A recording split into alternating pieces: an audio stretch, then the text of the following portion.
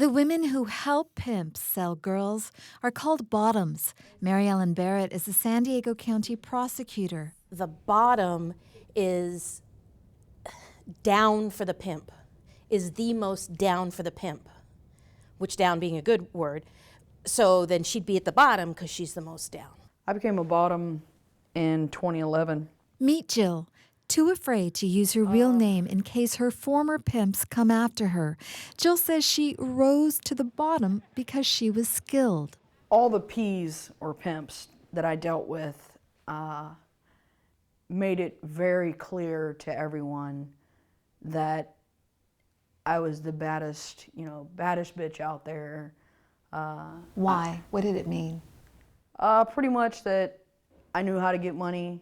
I knew how to manipulate the Johns into paying me whatever I wanted them to pay me. But Jill never saw the approximate $2,500 she says she earned per day from sleeping with 5 to 7 men. But her pimp recognized Jill's worth, she says, by delegating his work to her. He recruited girls she trained. You know, I took them to the neighborhoods, showed them what to do as far as don't flag no one down.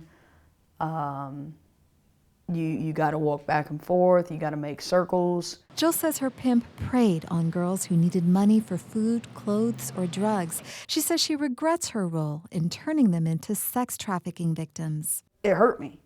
It hurt me in a lot of ways because some of these girls were not even old enough to understand what it was to be a prostitute. And I look back in my mind to when I was 11 and 12 years old and my mom was doing the same thing to me.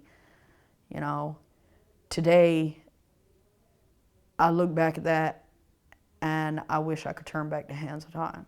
Jill says her mother first sexually trafficked her when she was 11 in exchange for drugs. Jill, now 32, became a bottom after years of working with different pimps.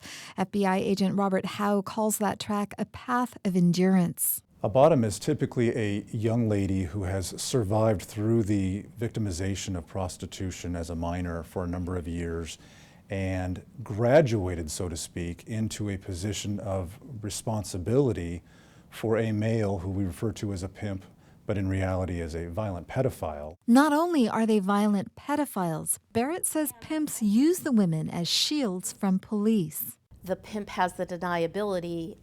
I don't know what she was doing. I wasn't doing that. That wasn't me.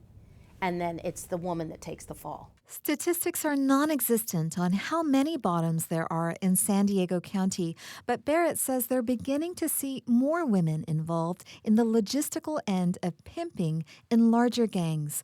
Barrett says many bottoms are effective at luring new girls by befriending them at continuation schools, bus and trolley stops, and malls. They can also be brutal enforcers of the pimp's rules. Since many of the women were trafficked themselves, prosecutors find it hard to determine the line between victim and perpetrator. Barrett says it's also tough to get bottoms to turn on a pimp, but many have their limits. Bringing in a 16-year-old is tolerable, bringing in a 12-year-old is not. Beating is okay, breaking bones is not. Denying food is fine, but not to the baby. Jill says she remained in her pimp's clutches, off and on, for almost 2 decades because she was often high on methamphetamine and crack cocaine. Deep down inside, it was like I was dying. I wanted out, and I didn't know how. What do you mean you were dying? Like, I felt like I was just a walking piece of meat. She says she reached her threshold during her pregnancy with her daughter 18 months ago. 6 weeks before my daughter was born, I quit everything.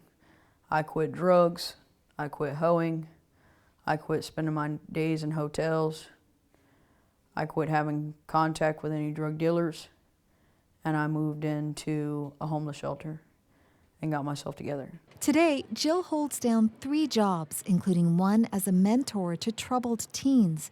Meanwhile, investigators say they're getting better at spotting women like Jill as they break up more human trafficking gangs. Amita Sharma, KPBS News.